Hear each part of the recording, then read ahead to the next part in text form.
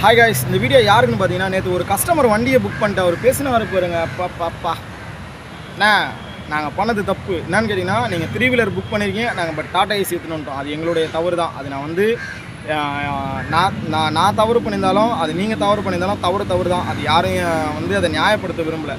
But ஆனால் அந்த வண்டி எங்களால் ஓட்ட முடியலன்ற ஒரு சூழ்நிலைக்காக தான் நாங்கள் வந்து டாடா ஏசியை மாற்றி எடுத்துகிட்டு வரோம். அதனால் வந்து நீங்கள் 600 கிலோ தான் இருக்குது, விருப்பம் இருந்தால் எடுத்துகிட்டு போ, விருப்பம் இல்லைனா கேன்சல் பண்ணிட்டு போகணும் அசால்ட்டாக சொல்கிறீங்க.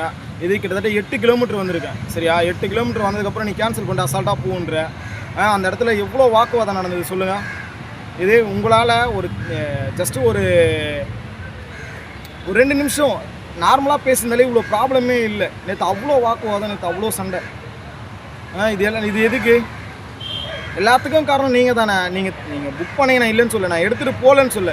பட் 100 ரூபா சேர்த்து கேட்டதில்லை. இதில் என்ன தப்பு இருக்குது? 100 கிலோ எக்ஸ்ட்ரா இருக்குது. 1 கிலோக்கு 1 ரூபான்னு போட்டால் கூட 100 கிலோக்கு 100 ரூபா கொடுத்து தானே ஆகணும். நீங்கள் இனிமேல் வண்டி புக் பண்ணும்போது முன்னாடியே கால் பண்ணி கேளுங்க, அது டாடா ஏசியா, அது 3 வீலரான்னு சொல்லிட்டு. அப்போ தான் வந்து அவங்கள முன்னாடியே சொல்லிட்டு வருவாங்க. கிட்டத்தட்ட 10 கிலோமீட்டர் போடுறான், போர்ட்டரில் அவன் தெரிஞ்சு தான் போடுறானா தெரியாத போடுறான், கூமுட்டையான்னு தெரில. அவன் போர்ட்டரில் வந்து வண்டி இல்லைன்னு வச்சுக்கோங்க, 10 கிலோமீட்டர் இருந்தாலும் 5 கிலோமீட்டர் இருந்தாலும் ஆட் ஆகும் வண்டி, சரிங்களா? அது எந்த வண்டியாக 3 வீலராக இருக்கட்டும், டாடா ஏசியாக 8 ஃபீட் எந்த வண்டியாக இருந்தாலும் ஆட் ஆகும்.